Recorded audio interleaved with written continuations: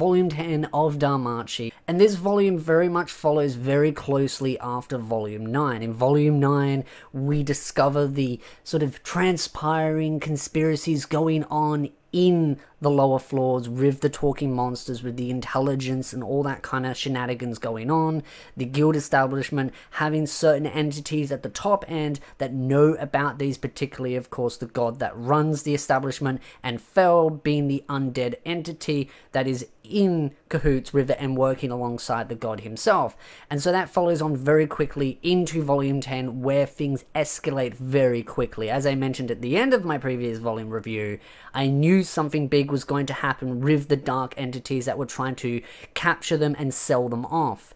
And that is exactly what happens. Straight off at the start of volume 10, they end up capturing our lovely little dragon girl that Belle has grown very much accustomed to, that has a sentimental attachment. They capture her, they kill off a couple of the other monsters that are key to the group that was protecting her, and they try and spare anyone that looks like a human, basically a monster that has features that look similar to a human. They spare, of course, for the value of the merchandise. Anything that's like that is valued more, so they try and spare those over those that look more hideous. They basically just throw those aside and kill them, which really just shows how manipulative, how vicious, and how much they're only looking at the profit margins of this sort of group that they're trying to capture. And then they quickly retreat because they know that more monsters are going to come looking for them, and this escalates very quickly into some major events. The monsters get very angry, they muster together, and they end up taking the dungeon back. And this is where things just grow more and more and more. It's just a massive growth of escalation and panic and anger from the Avengers themselves and the other familiars and the guild establishment as a whole. But I think what was really interesting is learning about these dark entities that were trying to capture these monsters and what they were using them for. Yes, they were using them to make money, but what were they using the money for is the real question that actually became a lot more intriguing, because there's this family line that was hinted very early on and grew more and more and more of sort of the world building, that there was this particular fella that built the actual city itself. He was a genius for what he was trying to do. He was renowned and almost worshipped for how smart and how just ingenious he was when it came to building things. He could do anything that he put his mind to, until he ended up going into the dungeon and became obsessed and ended up losing his marbles, which led him to making a book which was basically his blueprint to this big epic design that he had, which was making this sort of second underground tunnel that went from layer to layer of the dungeon. And it was a massive process. It cost a lot of money, a lot of time, and was very dangerous, but it basically allowed them to sort of shortcut all the way down to the lower floors. And I'm very interested by this, because I do wonder, now that they've discovered this, are they going to use this as a shortcut for certain activities that, you know, may involve trying to get down there quicker, or are they going to try and cover this up so that adventurers don't use this, or even others that know about it just aren't allowed to use it? Because it's very powerful what this tunnel can do, because it allows them to skip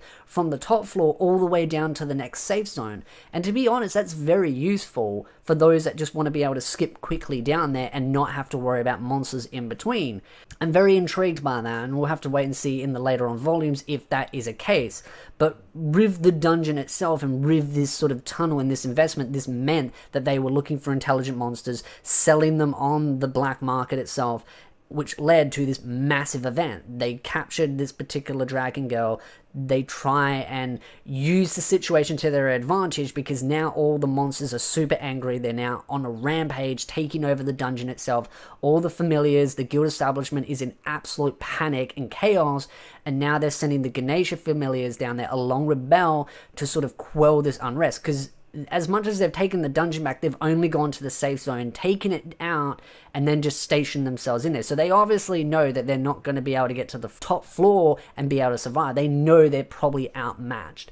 But nonetheless, they sort of station themselves down there, and things just keep escalating and escalating. And the thing that's really kind of building on that escalation is the Loki familiars, because they know something's up. They know that there are secrets being hidden amongst the shadows. They know something's going on. There's a bigger sort of underlining plot going on, and so they try to sort of uncover it. And they obviously had a very good idea of what was going on, because they end up sort of having a rough idea of where obviously this other entrance slash exit is, which is something that was mentioned in the side stories as well. They were looking for this exit slash entrance, and it was in the actual city itself the entire time. I thought it was possibly going to be outside the city, but it was in the city all along. There are so many different things going on that people don't know about, but Belle has to make a really harsh decision in this volume, and it's something that really weighs on him quite a lot, and I already know that going into the next volume it is going to escalate even more. It's just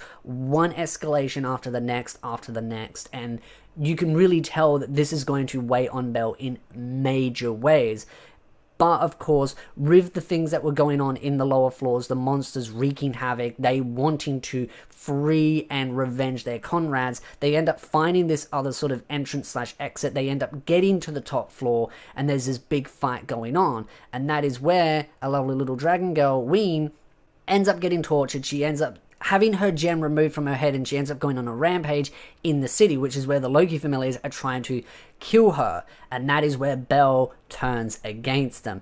But the funny thing is the fact that he doesn't sit there and defend her under the pretense of defending a monster. He says, no, she's my kill, and sort of pretends that he's being greedy, and it kind of comes off as, to the rest of the city, that he just cared more about the loot drop rather than the actual responsibility of saving the city. And you can really tell this has put Belle in a really bad position. This has ended up turning a lot of people against him. You can also tell, though, there are a lot of people that know there's something else going on, that they know this is not Belle's actions, that Belle is hiding something, and Belle is doing this for a reason. Because my favorite girl in this volume was the guild girl herself, and she ends up asking Belle, did you do these actions? And he says, yes, I did exactly these actions for these exact reasons. And she ends up slapping him and saying, I know you're lying. Because she knows when Belle's lying. Lying is something Belle is not good at. And the fact is that people can see that Belle is a good person in the core, and that obviously something is amiss. He's doing this for a much more complex reason, but he's also someone that tries to burden all the responsibilities on himself. I also really love the connection that Belle had with the other monsters, and just how determined he is to protect them.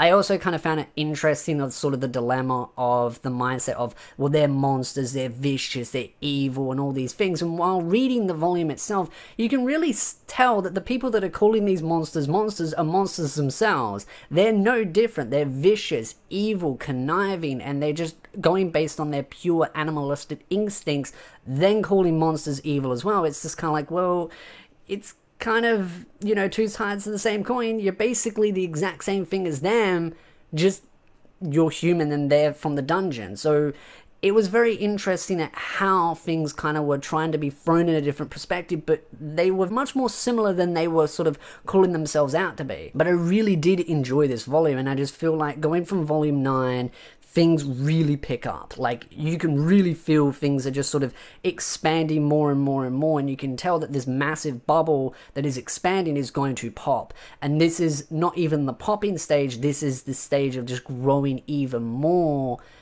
And I feel like in volume 11, things are just going to burst, and things are going to get much more escalating. And then the fact that Belle turned against Loki's familiars, I have a feeling Belle and Eyes are going to have a bit of a scuffle for some reason, especially with the fact that Eyes has very much shown her distaste towards monsters.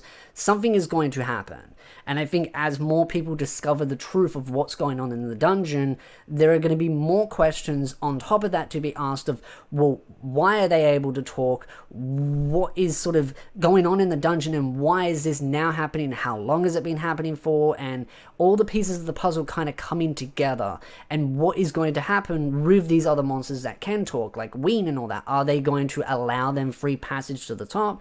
I'm very interested to see what transpires from that, and I just feel like it's going to continuously escalate. But there are many different layers in this story, particularly when it comes to sort of the craftsman that made this big underground tunnel and what ends up being used for it. And also the book itself, because the book is kind of a blueprint to how to make this massive establishment. And I do wonder if the actual entities in the guild itself wonder if they had the resources, could they maybe finish this underground tunnel? Because it's basically a shortcut. It would make things much more safer for adventurers. And that's what I'm really intrigued by. Are they just going to hide it, or are they actually going to make it public knowledge, or are they going to have a sort of an exclusivity for those that are part of sort of like the inner circle to allow them safe passage? Very ending of the volume, where Hermes and of course the god that runs the guild establishment, they are discussing stuff, and the god himself talks about Belle, and then Hermes says this is Zeus's parting gift. Now, I do know I've had this discussion with some anime fans and some light novel fans, but I again have no recollection of the anime ever talking about Zeus and Belle's connection. I don't ever remember that being the case. I do remember in the light novels being mentioned multiple times, Belle and Zeus's connection. And I'm still very interested about what Hermes' overall long-term plan is for Belle. Obviously, he's trying to turn Belle into a hero, and he's putting him through many trials and tests and making sure that he is able to reach those expectations and get to that final end goal. I love Hermes. I love the way he's kind of the good guy you need, not the good guy you want. He's sort of the necessity. I like his character more and more and more in the light novels the further it gets in. And I'm interested to see where he develops and what other plans and things that he sort of connects with. And of course, Freya does play a little bit of a part in this volume. Not much though. She's more just sort of bystander with a couple of remarks that she makes, particularly with the monster that ended up getting to the front as well that I didn't really mention much about, but I don't really want to talk about every little nitty-gritty detail because there's so much to go over, but I really love this volume. I'd love to know your thoughts in the comment section down below. What were your favorite parts in this volume? And I definitely got to say, things are just escalating more and more and more, and I'm excited for volume 11 and seeing where that goes. But overall, love to know your thoughts. But if you like this video, hit the like button, subscribe for more anime content, and I'll see you, beautiful nerds, in the next video.